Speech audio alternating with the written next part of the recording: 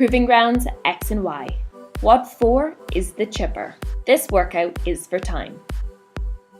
The RX category will complete the following: 100 double unders, 75 calorie row, 50 handstand push-ups, 25 synchro deadlifts at 100 kilograms for the males and 70 for the females, 10 ring muscle-ups, 25 synchro deadlifts, 50 handstand push-ups, 75 cal row, and finishing with 100 double unders. The intermediate category will complete 100 double unders, 75 cal row, 50 box jump overs to a 24-inch box for the men and 20-inch box for the women, 25 synchro deadlifts, 90 kilograms for the men and 65 kilograms for the women, 20 handstand push-ups, 25 synchro deadlifts, 50 box jump overs to a 20-inch box for the women and 24-inch box for the men, 75 cal row, and 100 double unders.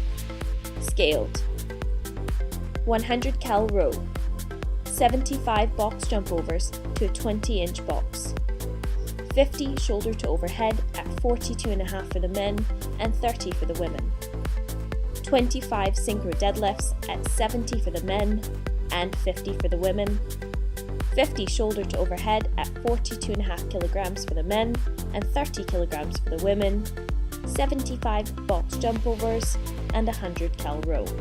Double under.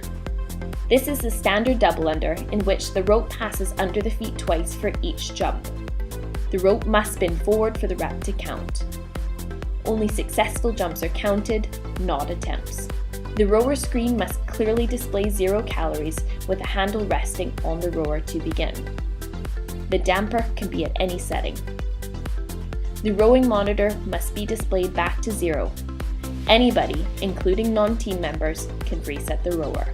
Handstand push-ups. Prior to starting, athletes will need to establish a foot line on the wall and box on the floor for handstand push-ups. For the foot line, athletes will stand with their hands facing the wall on the same surface the hands will be on, with feet hip width apart and toes touching the wall. Athletes will reach overhead while standing tall, locking out their elbows and thumbs touching.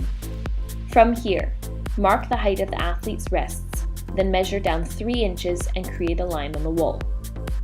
Mark the foot line with a permanent marker, chalk or tape. Additionally, a 36-inch wide and 24-inch deep box must be marked on the floor. Reps will count when the athlete reaches the top of the movement with arms fully locked out, heels in contact with wall and hips open, and the body in line with the arms. The athlete's heels must start the rep above the pre-marked foot line. The palms of the hands must remain inside the pre-marked box on the ground throughout the entire rep. At the bottom, the athlete's head makes contact with the ground. The head and hand must be level with each other. The feet do not need to remain in contact with the wall for the entire movement, but must touch above the line at the beginning and end of each rep. The palm of the hands must stay within the width of the box. The fingers may extend past the line. Kipping is allowed. Synchro deadlift. This is a traditional deadlift with the hands outside the knees. Sumo deadlifts are not allowed. Starting at the floor, the barbell is lifted until hips and knees reach full extension with shoulders behind the bar. The arms must be straight throughout. Deliberate bouncing the barbell is not allowed, however, dropping the barbell after the completion of the repetition is permitted. Hitching is permitted as long as full extension of the knees and hips is eventually reached with the shoulders behind the barbell. Both athletes must be in full extension, meeting the requirements outlined before at the same time. Ring muscle-ups. In the muscle-up, you must begin with or pass through a hang below the rings with arms fully extended and feet off the ground. The elbows must be fully locked out while supporting yourself above the rings. Kipping the muscle up is acceptable, but swings or rolls to support are not permitted. If consecutive kipping muscle-ups are performed, a change of direction below the rings is required. Shoulder to overhead.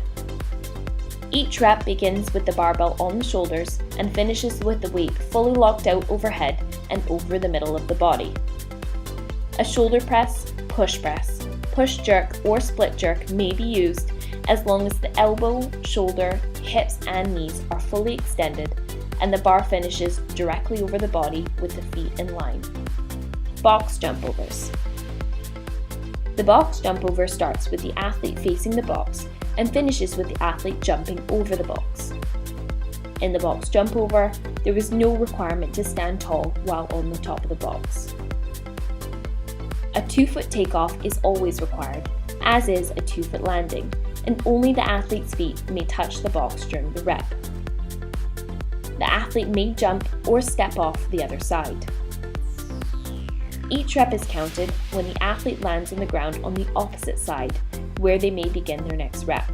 Stepping over the box is not permitted for any category. Please check the relevant PDF for your category to make sure you have the correct weight and equipment for your WOD. And good luck!